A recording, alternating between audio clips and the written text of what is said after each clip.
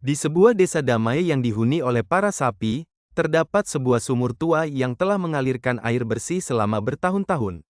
Semua warga desa bergantung pada sumur itu untuk minum, mandi, dan menyiram tanaman. Namun, suatu pagi, sumur itu tiba-tiba kering. Tidak ada setetes pun air yang tersisa. Lily, seekor anak sapi cerdas dan pemberani, melihat sumur itu dan segera berlari ke balai desa. Kakek, sumur desa mengering. Warga desa tidak bisa melakukan aktivitasnya karena tidak ada air. Kepala desa kemudian mengadakan pertemuan di balai. Lily menceritakan tentang sumur desa yang mulai mengering. Saya mengumpulkan bapak-bapak sekalian untuk membicarakan mengenai sumur desa yang mengering. Seperti yang bapak-bapak ketahui, sumur desa adalah sumber mata air di desa kita. Mengeringnya sumur mengharuskan kita mencari sumber mata air baru untuk masyarakat desa. Seekor sapi tua mengangkat kaki depannya dan mengatakan bahwa Hujan memang sudah lama tidak turun. Tidak heran jika sumur desa kering. Tapi dahulu sumur itu dilalui oleh aliran sungai. Dari dalam hutan, mungkin ada yang menghalangi aliran sungai tersebut.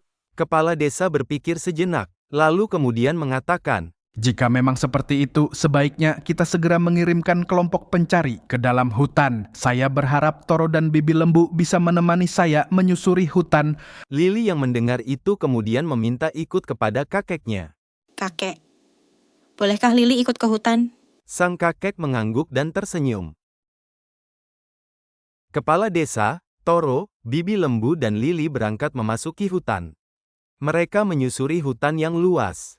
Tak terasa hari mulai gelap. Kepala desa memutuskan untuk bermalam dan melanjutkan perjalanan besok pagi. Hari sudah mulai gelap. Sebaiknya kita istirahat dan bermalam di sini. Mereka menyalakan api unggun dan berbincang-bincang. Lily bertanya pada kepala desa. Kakek, kenapa kakek ikut berangkat sendiri ke hutan? Kenapa tidak menugaskan sapi lain saja? Kakek harusnya tetap di desa, menjaga semua. Lili, ketika sumur desa mengering dan tak ada yang tahu sebabnya, itu bukan hanya masalah air, itu ujian bagi kita semua. Dan sebagai pemimpin, kakek tak bisa hanya menunggu kabar dari jauh. Tapi, perjalanan ini berbahaya. Kalau terjadi sesuatu pada kakek, Justru karena ini penting, kakek harus ikut. Seorang pemimpin tak boleh hanya mengandalkan laporan. Ia harus melihat sendiri, mendengar sendiri, merasakan sendiri, agar tahu apa yang rakyatnya hadapi. Kita tidak hanya mencari air, kita membawa harapan pulang ke desa. Dan harapan itu harus dipimpin, bukan ditunggu. Sekarang tidurlah, besok kita berangkat pagi. baik kakek. Aku mengerti sekarang.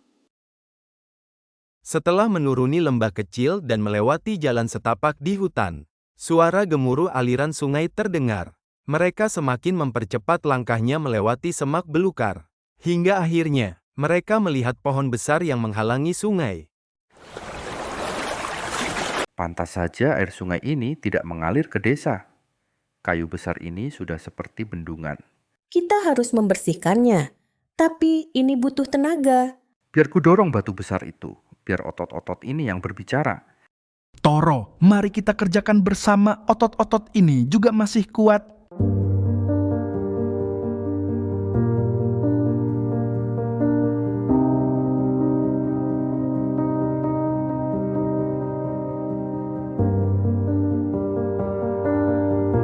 Yosh!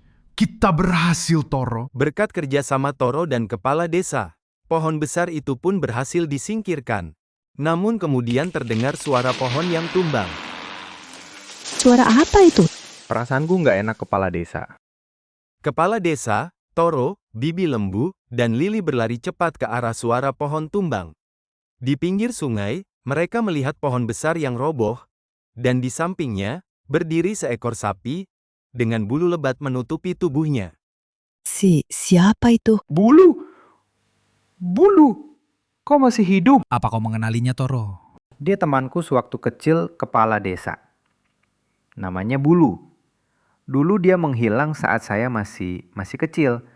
Dan Bulu. Apa kau ingat aku? Aku Bibi Lembu? Toro, Bibi Lembu, kalian masih mengingatku? apa kau yang menutup aliran sungai? Aku yang menutup aliran sungai. Aku sakit hati karena semua orang di desa selalu tertawa di dekatku. Akhirnya aku memutuskan pergi dari desa. Tidak, Bulu. Kami justru ingin kau bahagia. Kami tertawa bukan mengejek, tapi agar kau tumbuh tanpa rasa malu. Kami memahami bahwa perbedaan yang ada padamu akan menyebabkan kau malu. Itulah kenapa kami tertawa saat melihatmu, agar kau merasa bahwa warga desa mencintaimu. Aku ingat, dulu ada bayi sapi ditinggalkan di dekat sumur. Tubuhnya dipenuhi bulu, karena tidak ada yang tahu dia bayi siapa. Akhirnya warga memutuskan untuk merawatnya. Ini salahku. Seharusnya aku sebagai kepala desa lebih memperhatikanmu dan berbicara kepadamu tentang niat baik warga desa. Maafkan aku, Bulu. Berarti kalian tidak membenciku? Maafkan aku karena aku sudah melakukan hal yang buruk. Maafkan aku. Ayo, kita pulang, Nak. Warga desa merindukanmu. Toro memeluk Bulu sebagai sahabatnya yang telah lama hilang. Mereka semua kembali ke desa dengan bahagia.